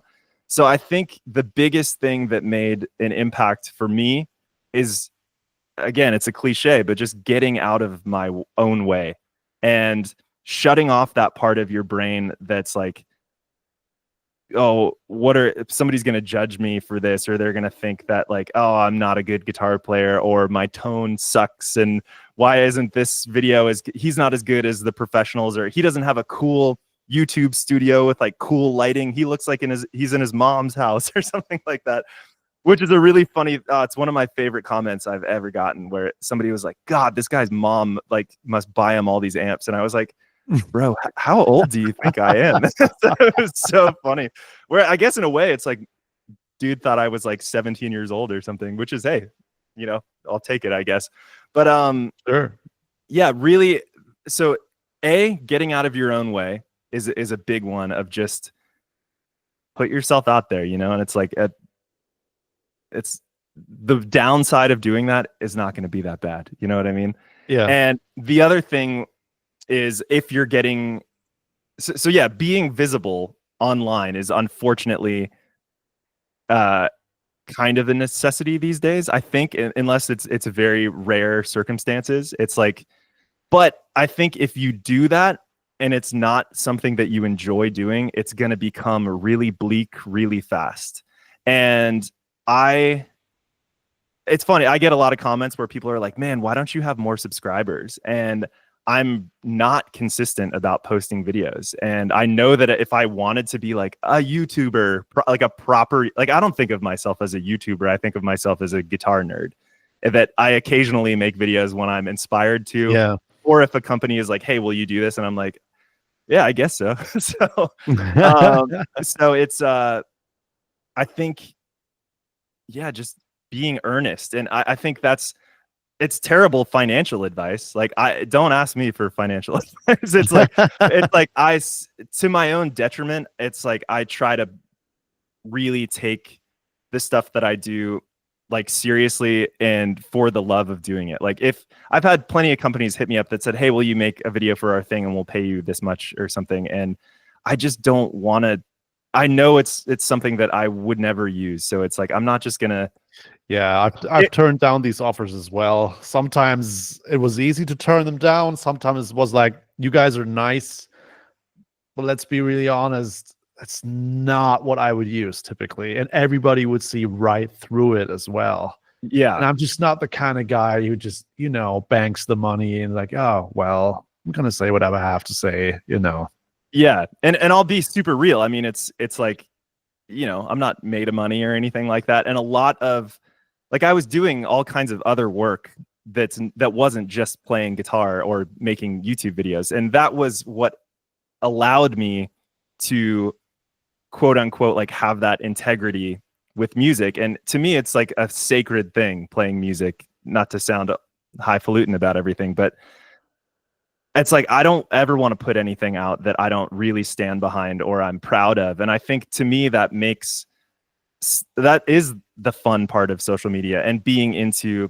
photography and making videos. It's like, you gotta enjoy that process of making that stuff. And I think hopefully that kind of shines through to people. I think if they see stuff that I make, it's like, I'm kind of doing it for myself more than for anybody else.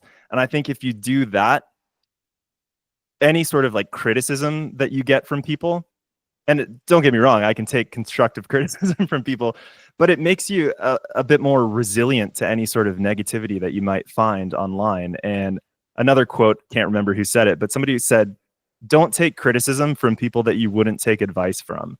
And that also really rang true, because I'm pretty fortunate to not have that many haters on my stuff, maybe because my channel is like tiny, but it's without fail, whenever you see some negativity from people, it's rarely from somebody that also puts themselves out there. You know what I mean? Never. Yeah. It's always people with zero videos, not even a profile picture, these kinds of things. Right. So it's like, I mean, nobody wants to hear anything horrible about them, whether it's like a personal attack or something that's musical or whatever. Nobody wants to hear anything like that. And those things can really stick with you sometimes when you hear them. But really, gosh, I sound like a self-help book or something now, but it's like, if you believe the self-help, Zach. Come on now. But it's like, if you believe in the stuff that you're doing, it's like, there's some strength in that, and it's, yes, if your heart's in the right place of why you're doing the thing, and that you worked hard at it, then yeah, say whatever. I don't care. It's like, I care about it. So that's not really answering your initial question of like how to become a sideman. It paid off big times, because at the end of the day, you landed this gig with Seal. Now you're super happy playing with Seal. You're touring the world with Seal. So everything you just said led to that. So that's fine too. Yeah, I think in the long and short of it, really, and it's a bit sad in a way, because if you look back at the music industry over the last 70 years or something like that, it used to be this really lucrative business. But I don't know how old you are. You don't have to answer, but it's like I'm 33. Oh, cool. I'm 37 now. So similar, like a lot of the same references, I'm sure you and I. It wouldn't matter anyway, because we like the same riffs. So I don't care about age anymore. Me, I never did, and I still don't. But it's I think one of the things is, when I look at my peers that are really crushing it, and like bands that are very successful in the kind of new space of the music industry, where I feel like when I was in high school, the thought of, I mean, there's still bands getting signed and people are still buying CDs and things like that, but it was right at the, you know, I know vinyl is back in a big way and stuff, but when everybody's downloading music, that idea of, oh man, we're gonna get signed and make a ton of money in the music business, that was just nobody really thought about it like that, at least in like the indie band scene. It was more so the people that are doing it for the purest of intentions. They just love playing music, and whether it's a house show or you're on tour and you're losing money on tour, they're still going on tour. It's like that's horrible business move, but it's also like a beautiful thing because you're doing it because you love it. And I think that should be the reason that you do anything musically. And if you happen to find yourself in a situation that's like, oh man, I got a cool gig, I wrote a bunch of music and it's found a place online and I've found some success online or something like that, like in my opinion, it should all kind of be a happy accident, if that makes sense. It's like, if you set out with the intention of like, all right, how am I gonna, you know, make $1 million being this guy? It's like, that's the wrong reason to do it, you know? So yeah, and maybe kind of lame advice, but I think it's the truth, you know? I would agree. And also maybe if you're into music with the ambition to make $1 million, probably should have chosen a different industry. Yes. Would have been easier. Meme coins or something. Would have been easier. No, I absolutely agree. It was the reason I am on social media is I mean, it all happened so differently than I thought it would. So I never wanted to be any of this.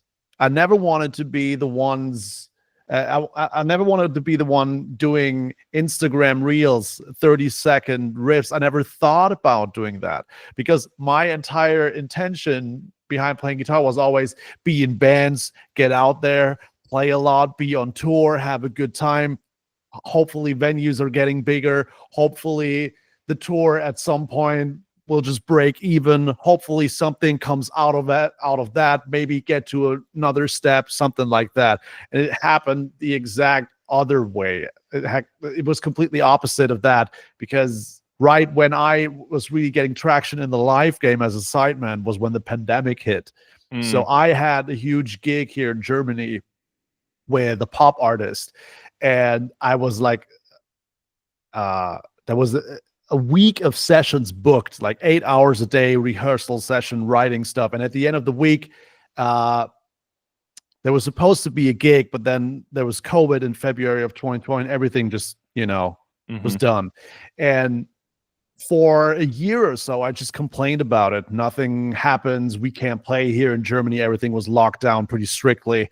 And then I complained and I totally lost belief in all that stuff that I wanted to do, because there was no music, there was no live, there were no venues who had live music because it just wasn't allowed in Germany, And then just one day, my best friend had enough of all my complaining and just said, Joey, you need to stop complaining. So if you can't play live right now, then for God's sake, take your camera, play in front of a camera. And then we made it a bet that by the end of the year, I would have X amount of followers. I didn't even use social media privately before. I don't do it to this day. I don't use social media privately because I'm just not that. So I'm just not sharing my personal life on social media. But It just became that thing, because I think the bet was like, I think it was July, and my friend said, get 2,000 followers on Instagram, just like, because he knows I can't be competitive in some situations. So he had to make that bet with me. I'm like, yeah, for sure, I'll try. And then at the end of that year, it was 20,000 instead of 2,000. Wow, man. And that was just, I mean, I wasn't, my initial thought was, now I can't go back. Now that there's a thing, now that there's an opportunity, now that something is opening up, I would be pretty stupid to stop at this point.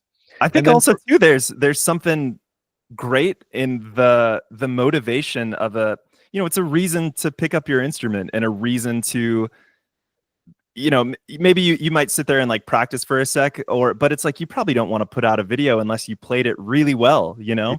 So it can be a motivating factor to be like, oh man, maybe I haven't posted something in like a week or so. I should pick up the guitar and figure something out. That's cool. I love that reason to do that. And then for me, the same thing happened with these little connections that happened that you talked about before. That, to me, that's so much energy that's giving me, like these small little tiny connections to, it could be a comment, it could be like a thumbs up, it could be like somebody's follow me that I really, really respect. That is just, I find it's just incredible. Like the other day I woke up and just looked at my Instagram and Mark Tremonti just followed me. And I'm like, what? It's like, I'm your biggest fan, Mark. Please, so cool. let's just have, next time you're in Germany, let's just have coffee. It's all I ask for. That's so cool, man. Or you have these situations where you sometimes followers just make you aware of stuff that you don't see yourself. Like, hey, did you know Brian May liked that video? And I'm like, no, did he? That I'm so cool. Scrolling through this list that can't happen, but it did. Or when we released the first single with Shady Bell, and all of a sudden there was like the Steve Lukather comment under this one where it's like killer riff, and I'm like, what? Yeah, man. Like I didn't land any gig like you, but that's totally fine. Like I just think the thing that you said at the beginning holds true. It's a very, very two-sided thing with social media. You have these cool connections, and in a way, that's how the music scene connects these days. I feel like music scenes as they existed in the 90s are just not the same anymore. At least I talk to people moving away from LA and saying, well, maybe there is a scene, but it's hard to get into at this point because it's very, you know, very private, very isolated, all these different things. And then everybody's just connecting via social media these days. Yeah, I mean, man, you can make records just by Dropboxing somebody a bunch of multi-tracks and then being like, all right, here's my guitar parts or something. It's totally. It's kind of amazing. I mean, it can be sad sometimes because there's something beautiful about getting in a room together, but yeah, it's also, hey, at the end of the day, if it's a cool song, then it's a cool song. I think so too. And then nobody is going to ask, like, was this like a song you wrote over the internet? Because that's not the way your parents used to do these things, kids. I can really hear that. I can hear the Dropbox. Yeah. Exactly. Right. Great. I'm super happy for you landed that gig via social media. I get that's just something about how it happened that I really, really like. It's so simplistic. Like, he just saw a video, he was very inspired, he just contacted you, and it just went on from there. It's awesome. Yeah, I mean, honestly, he took a pretty substantial risk on that. I mean, it's not like, Did he though? You're a super good guitar player, man. I appreciate you saying so, but yeah, man, I'm glad things have worked out the way they have so far. So again, feeling very fortunate to be in that position. Nice. All right. Can we talk about guitars for a second? Let's do it. That's one of the few things I feel somewhat able to answer. Advice for people, I have no idea, but talking about guitars, I got you. Hey, you got good advice too. Very motivational, you know. Oh, it's funny. I don't intend to sound so cheesy, but I guess it's the way things go sometimes. No, it's good. You're doing fine. How about the guitar you're playing most these days? What is it? Oh, I wish I could just be like, yeah, this is my main number one, but man, I mix it up so much. Kind of what I was saying before, where I kind of look at amps in two different schools of like, I've got the high gain rock thing, and I've got the clean, touch sensitive, edge of breakup, boost it with pedals kind of thing. And I've forever been a Les Paul guy.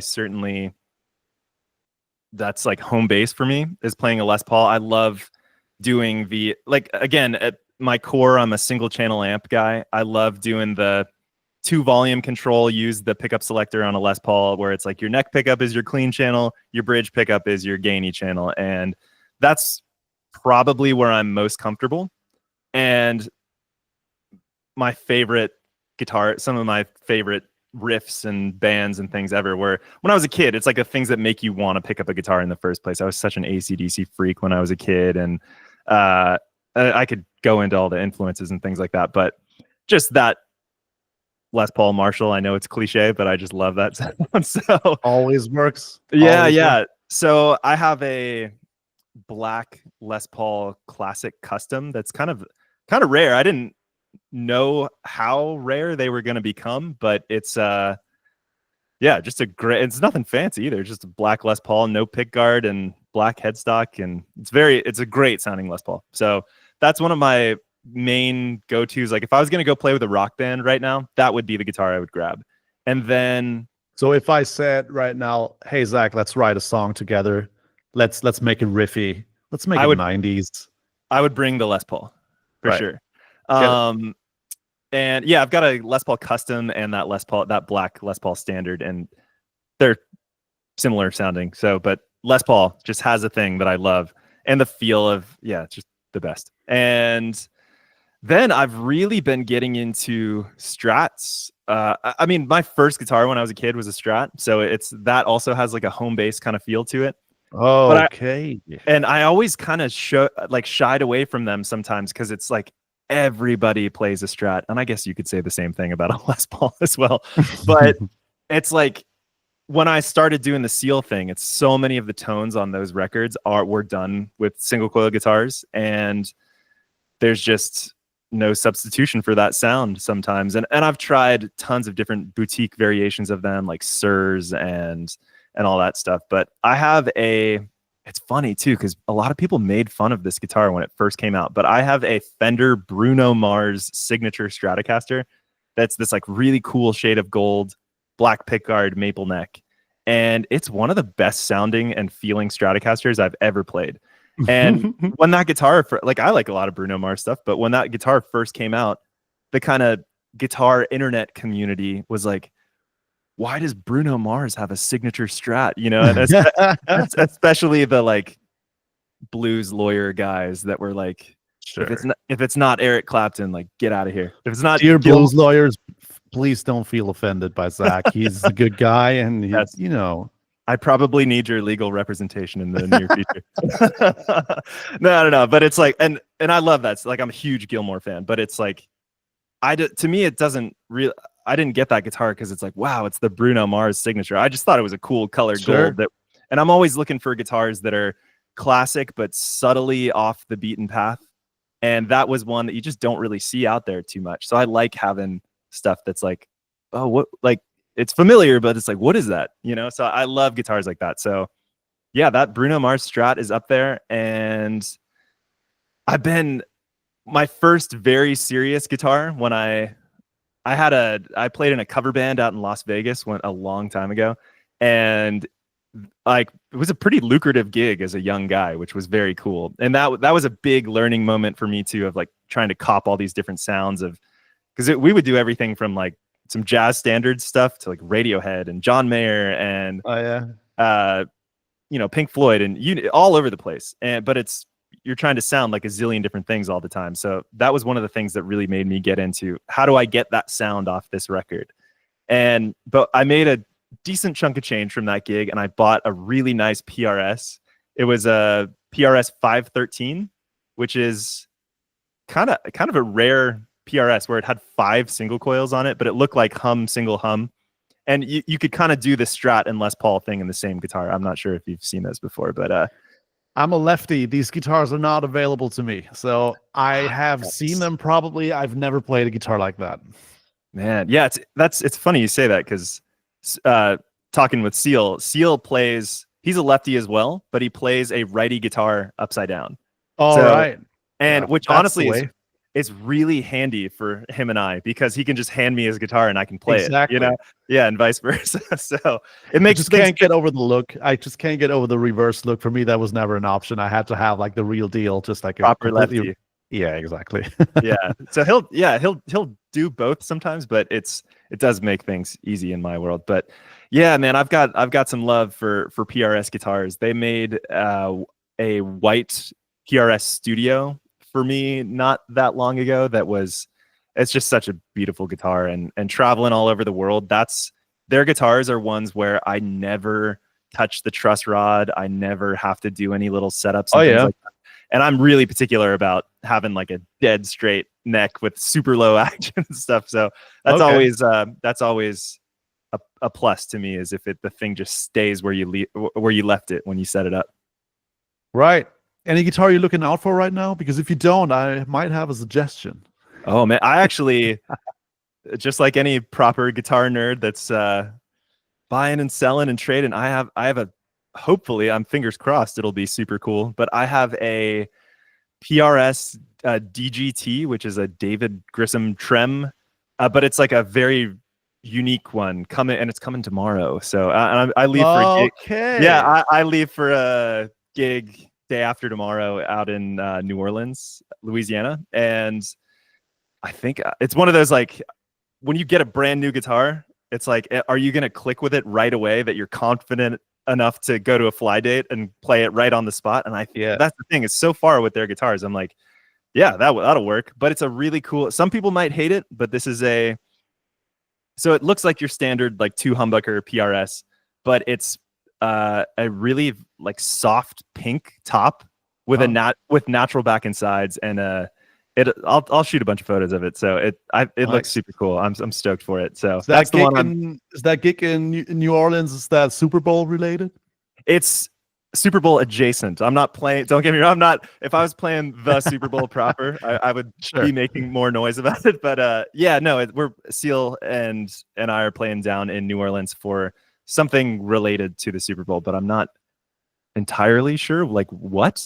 You're not a football fan. That's what you want to say? Here and there. I don't think it's football related. I think it's like some offshoot show kind of thing. All right. But I've been more just like, all right, what tunes are we playing and do I know what I'm doing? I've been focused on that a bit more. But yeah, that PRS is the current what I'm currently jonesing for. But ask me again in 2 months and it'll probably be something totally different. Have you ever heard about Nik Huber guitars? Oh man. Yes. And I've never owned one, and those are aesthetically some of my favorite looking guitars ever. And I see you playing yours all the time. What is your favorite model? So aesthetically? Yeah. Man, I really like that new Crowdster 3 that they put out. But the one that yeah. No, tell me about it. So I was going to say, so I used to work for Sonor Drums, which is, a local drum company to you. Oh yeah, man, there it is. But so I worked for Hohner, like that company that made, or still does, makes harmonicas and accordions and all that stuff. But they own Sonor Drums and all these other guitar brand and ukulele brand, all this stuff. So I used to work for them, and that's what had me going out to the NAMM show in the back around, man, I don't know, 2011 or something like that. And that was a cool way to check out all this gear. That's when Friedman was starting going to NAMM, and like met Reinhold Bogner and all this kind of stuff. And it was like, yeah, super cool. So, but for me, I was working at the NAMM show. I wasn't like, I wasn't really supposed to be leaving and checking out all these amp companies, but I definitely was going to do that. And anyways, Nik Huber Guitars were there, and he had the Crowdster 2. And I remember it really specifically. It was this green Crowdster 2, but the pick guard that is that really cool, unique shape, he actually had cut it out of like a vinyl record. Yeah. And yeah, he had a bunch of different ones, and it just was like really classy. It was like hip and different. And in that same thing that I was talking about before, where it's like, I love all the classic guitars of like Les Paul Juniors and all this kind of stuff, but I want something a little bit different. That's not like, I love classic finishes and things like that, but I like when it's a little bit something different. I'm a sucker for solid finishes versus like really ornate flamey tops and stuff that like PRS, like it's beautiful stuff, but it's just not my style. So I like that understated, classy kind of thing. And his guitars are arguably in my opinion, some of the best looking guitars ever. But you've never played one, right? I've only played those Crowdster 2s at that show. And I've never. You like them? Oh, and a huge neck on it too, which I love. And but I've always wanted to own one. I just have never had the opportunity. And bro, it's funny, you're due. The way you're talking, you're due. For this Steel gig, I was thinking about getting getting one of those guitars. And as much as I love my Gibsons, one of the reasons that I don't tend to bring them out very often is if I do a lot of fly dates, and sometimes I check guitars in a mono bag, which knock on wood, is a dangerous move to do, but successfully, I've done it very successfully. And Fender headstocks are really strong. Gibson headstocks not so strong. So that's one of the reasons I don't bring them out that much. But Nik, I know those guitars are robust. So, anyways, that's my spiel. I would love to own one. I think they're some of the best looking guitars out there. I can definitely make a connection between you and Nik. I've been with Nik Huber Guitars for a long time. I have a little signature model with them. Man, congratulations. And it's so killer. That is pretty much, it's not exactly the body of a Crowdster 3. It's the junior body that they don't do anymore. It's just like one humbucker, mahogany style stuff. But So I mean, the thing about Nik Huber Guitars, and that's the reason I'm asking, because you are so hyped about PRS guitars. So here in Germany, at least me and a couple of other dudes, we're calling Nik Huber is like the PRS with the rock and roll attitude, because Nik and Paul are buddies, and Paul used to be the mentor of Nik when Nik was coming up. So wow, Paul would frequently check guitars that Nik would build, like back in the 90s or something, when he was coming up, and would say, hey, I would do this differently, and if you do this, the guitar is not good but great, and if you do this, and then over the years, Nik became better and better and better. That's how the story goes. That's how he tells the story. So I'm just rephrasing here, but pretty much what happened was the friendship is still intact, but Nik Huber has become this German guitar brand that a lot of bands nowadays play. Foo Fighters play Nik Huber as bass. Biffy Clyro play Nik Huber, and Kvelertak plays Nik Huber. I was just gonna. Man, that's so cool that you bring up Kvelertak. They're one of my favorite bands, and I remember seeing them out there where it's like, damn, he's got a Crowdster. That's so cool. Yeah, and pretty much what you get are like Les Paul or Junior style guitars, but they're made with the same attention to detail as a PRS guitar would be, in terms of like perfect intonation all over the fretboard, set up, great choice of pickups, light woods, like they play themselves almost. So, but they have just from an aesthetic thing, they have this thing going on where it's a lot more rock and roll, especially when you go with finishes like this rusty gold, Yeah, it's like right up my alley, man. Like that steampunk kind of stuff. But then let me show you one other guitar real quick. Let's go. And I do have a Crowdster question for you.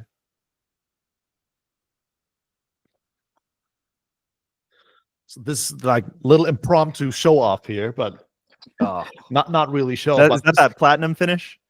No, that's a blue finish. Like my camera is not great, but it's I see it. It's a light blue finish, and it's a Surfmeister.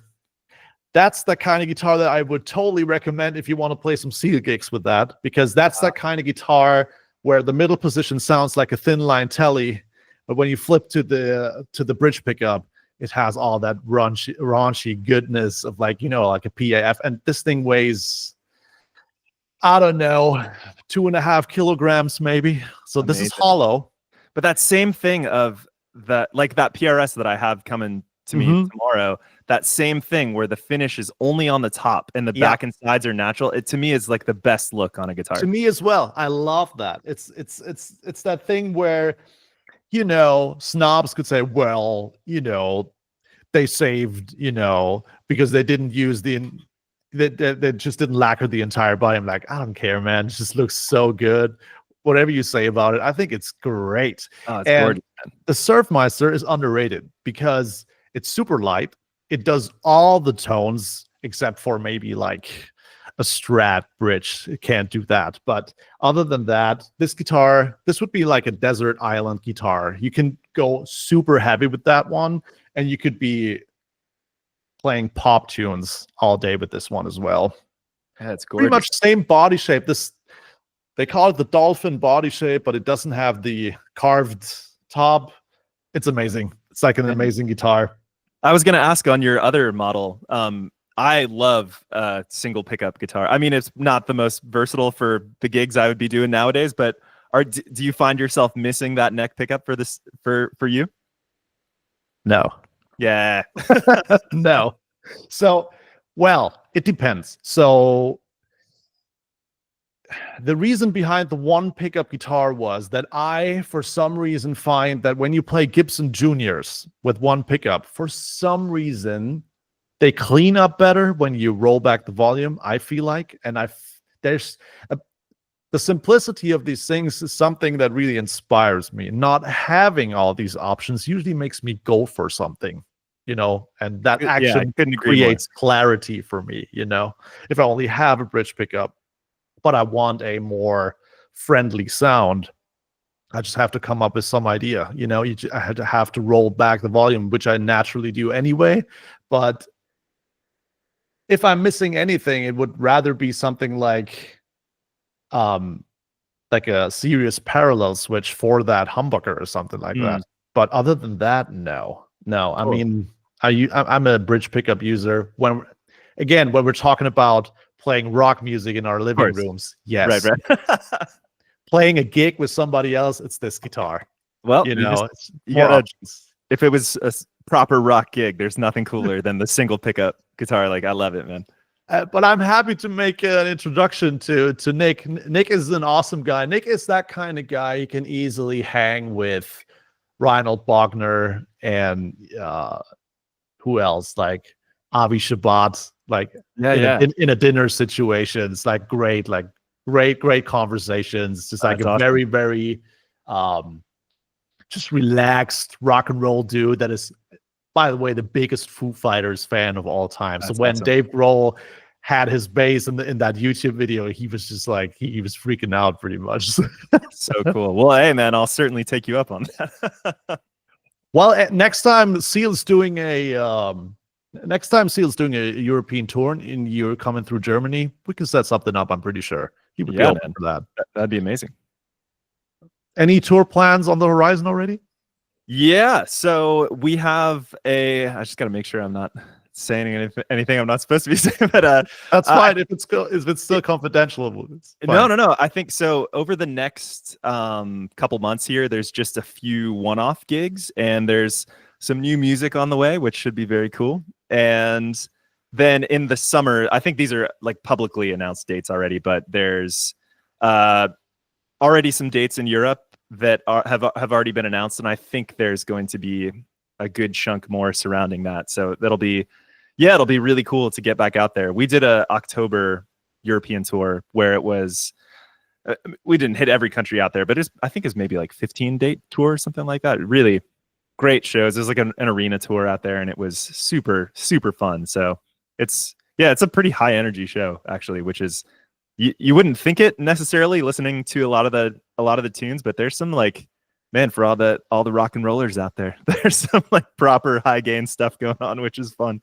So yeah, man, it's such a versatile, cool gig. Nice. If there's a German show, hit me up. If there's absolutely will. Nice.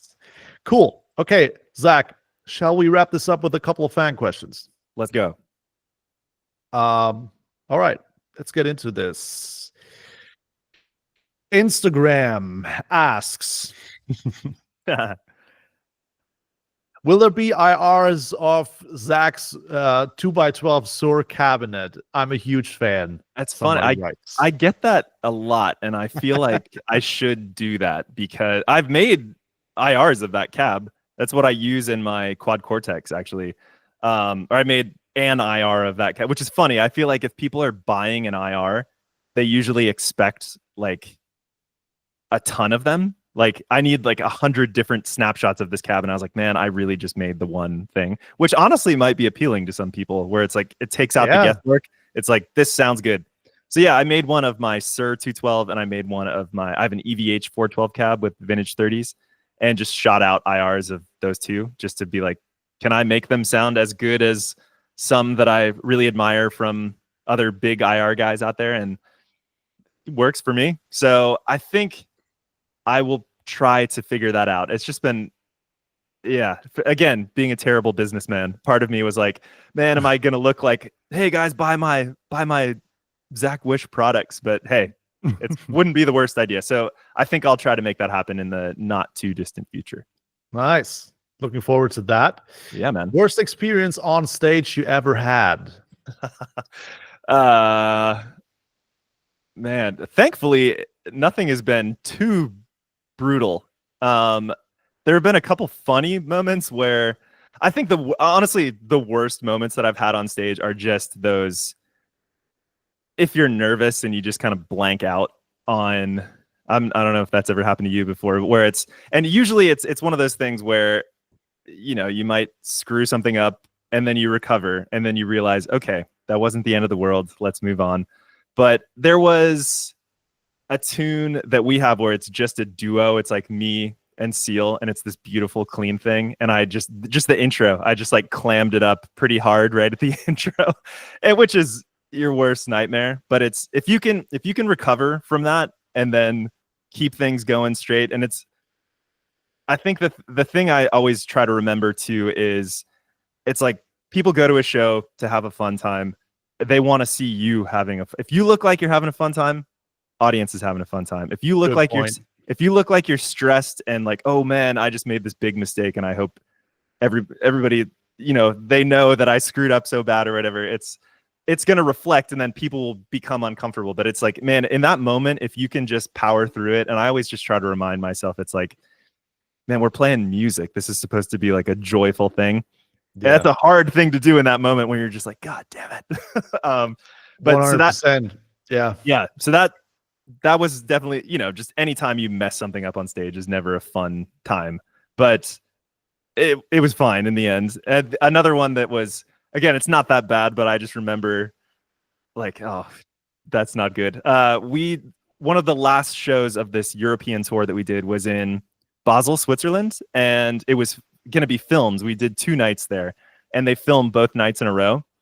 And it was one of those, you know, there's like 20 cameras at it's looking at you from every single angle possible. Yes. And our first song is this like real high energy kind of rocker. And for whatever I don't know why, normally if I use for in-ears, my wireless pack, I'll clip it like through my belt. So that it's very secure on there. Yeah. I was wearing this, it sounds so ridiculous. I was wearing this jacket and it was like sitting weirdly with the jacket. So I was like, oh, let me just for the first couple tunes until I get too hot and take a jacket off. I was like, let me just put the wireless pack in my back pocket. And so it wasn't clipped. It just was sitting in my back pocket. And usually that's safe enough. You would think so, but it was not the case, I guess. Maybe pants weren't tight enough or something. But it was like a high energy tune, so I was kind of jumping around. And within like 40 seconds of the song starting, and it was like this big guitar part, and the camera guy's like right in front of me, my pack falls out, and luckily it stayed plugged into my in-ears. Oh. But it just was hanging there. So I was like,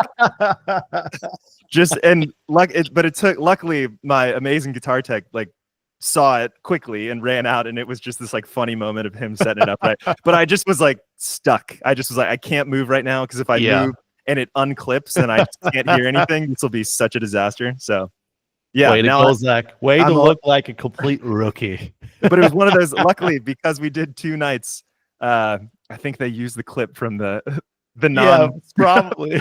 But that's a lesson learned. You got to secure your straps, your packs. You got to make sure that stuff is rock solid. Right. For me, it was I inadvertently stepped on a hi-hat pedal behind me on a small stage.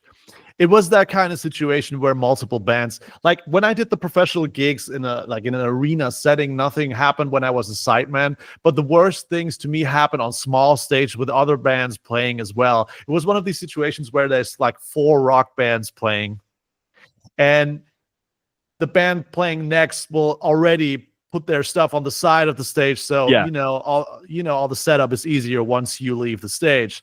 And I just stepped backwards.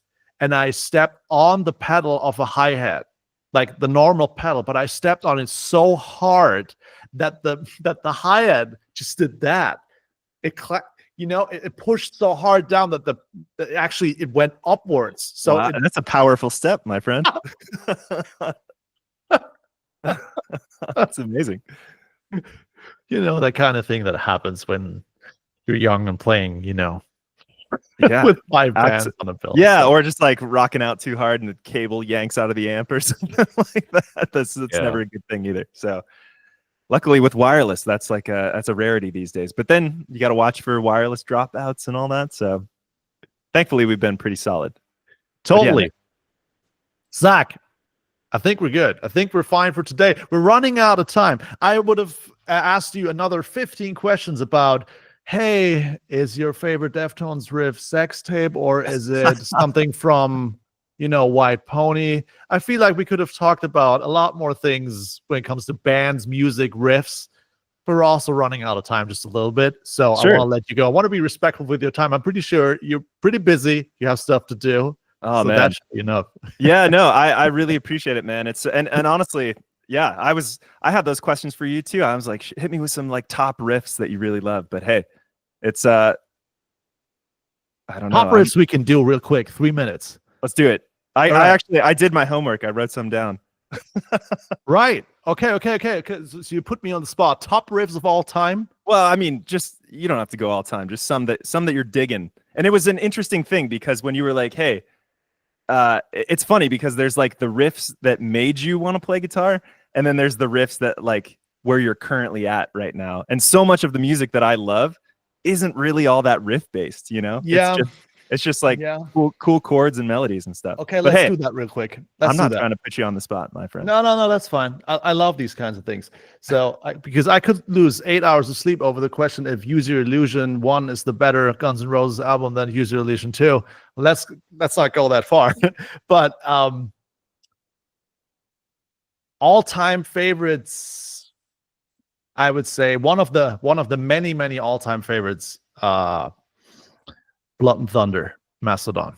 Sure, classic. I've played it in many a video. Jesus. You know that the slide, Jesus. Yeah, you got to be precise with that one. Fast. Yeah, and it feels so good to play if you get it right. Absolutely. You know? That choice. One, definitely one of the more current ones that I really fell in love with from just a couple of years ago was Moth into Flame by Metallica. Yeah, that's Hardware, right? Wow. Yeah, they you know, I don't know where they pulled that one out, but Jesus, that hit me hard, that one. Exactly. Yeah. It's so simple, but it's so good. Yeah. And I'm a fan of the newer Metallica stuff. I know some me too. Some trues. Yeah, I think it's killer. Hardwired in particular, I really like that record. Yeah, I don't care about what anybody says about the new Metallica. The last couple albums were brilliant stuff. And I'm such a I guess I'm gonna go with, honestly, I guess something like Millionaire, Queens of the Stone Age. Oh man, I'm such a Queens of the Stone Age nut. It's not even funny. Like my girlfriend keeps laughing at me because I'm such a Queens of the Stone Age kind of guy. Last tour, I saw them 3 times. I wanted to see them a 4th time, but then they canceled everything. But man, Queens of the Stone Age. We could do an entire episode on Queens of the Stone Age riffs and why I think they're great. That's how I felt when you were like, "Oh man, think of some riffs." I was like, "Dude, we could do like an entire multi-episode podcast on like this genre and this genre." And it's like, dude, maybe that first comment wasn't so wrong when you said like this should be called the Riff Cast. So awesome, man. What are yours? Man, I think if anybody's watched anything that I do, they'll know how much of an Opeth freak that I am. So I would say they're one of the biggest influences on my playing, and still like that made me want to play, and still how I play to this day. And I got into them at a very young age. I have an older brother who got into the death metal thing like pretty early on, but that was the band that was kind of like the gateway band for me. I always hated, when I was very young, I just didn't get the whole like death metal vocal thing. But Opeth had so many just like beautiful parts to their music that I loved so much. And I would listen to it for those parts alone at first. And then, you know, the more you listen to it, the more it's like, I love this band, so I love everything about. But if I was going to be specific, they have a song called Blackwater Park, and there is a clean interlude thing in the middle that is just absolutely gorgeous. For those who know, you already know. They have a song called Hexomega that is incredible. I'll just rattle off a couple because I wrote them down. So, Opeth, Blackwater Park, Hexomega, the entire Damnation record, the entire catalog of that band, I love. If we're going classic, AC/DC, their riff called "Gone Shootin'" off of Power Rage. Gone Shootin', man, is one of the coolest grooves of all time, and it's one of those like I could seriously sit there and play that groove for like 2 hours, just straight. And exactly, it's one of the grooviest things of all time. And that's it's so good. Yeah, my favorite, like, honestly, what I look for in music a lot of the time is just that like bouncy, groovy kind of thing in general. So they really instilled that. I'm a huge Nine Inch Nails fan, even though they're not like the riffiest band. They just are. That's kind of where my head is at when it comes to heavy music these days. They have a song called "Survivalism" that's one of my favorites. I need to check that one out. Oh man, it's not even really a riff. It's just like a groove, but it's so good. Modern heavy band called Loathe, if you're familiar. They have a song called Oh man, they have a song called "A Sad Cartoon" that if it's basically like if you mixed the Deftones, Meshuggah, Jeff Buckley, the 1975. It's like mixes all of this stuff together in this really interesting, but it's just got like devastating chord changes and melodies, and that's like real tug on the heartstrings, but it's really heavy. And it's such a but yeah, that song is called "A Sad Cartoon." Man, I could go on like Devin Townsend stuff, Gojira stuff, a band called Failure I love. I'm such a Queen freak as well. Yeah, man. York, Paramore, Unknown Mortal Orchestra, like funk, tons of funk stuff. I was a huge Jamiroquai fan, which honestly really contributed to being there's tons of like funkier stuff in the Seal gig, and I just spent years of my life playing along to like Meters records and you know, Prince and David Bowie and all this kind of stuff. So it's man. Anyways, I could go on and on and on. And me too. There would be like another 100 riffs. Like I just, as you were talking, I was thinking of High Road, Mastodon. Oh, dude, that is an excellent choice. I was thinking about a couple of Clutch riffs actually. They're pretty close to where you live, right? So I know Neil a little bit, so I've seen them live many times. Yeah, me too. Yeah, man, great. I was gonna, and I think when it was like early days of what made you, when you were like a kid and you're like, oh man, that makes me want to play guitar. For me, it was definitely like Rage Against the Machine, and in particular, they have a song called "Down Rodeo," and it was. I know it. Yeah, that's that. Like when I was a kid, I was like, I just want bouncy, groovy riffs. So. Yeah, me too. Like there's a riff on the second album in Vietnam. Yes, good. That's man, all-time faves. Makes my hair stand up when it's just talking about it. we are the same person. we are great. Maybe we should at some point we need to do volume 2, and then we're just talking about riffs all the time. We're making the list. We're making the 50 best riffs, and I would love it, man. I would love to. Right. Thank you so much for your time, Zach. In the name of all YouTube viewers, please make more of these amp videos. Oh man, please make more of these. No bullshit. Compare a couple amps, show us the tones, show us some guitars, play some epic riffs. That's what we all want to see, man. Hey man, I will do my very best. And man, I'm such a fan of yours as well. And really thank you so much for having me on here. It's really my pleasure. Right. All right. Then I guess we're wrapping up. Thank you so much. All right, man. I'll talk to you very soon. And we're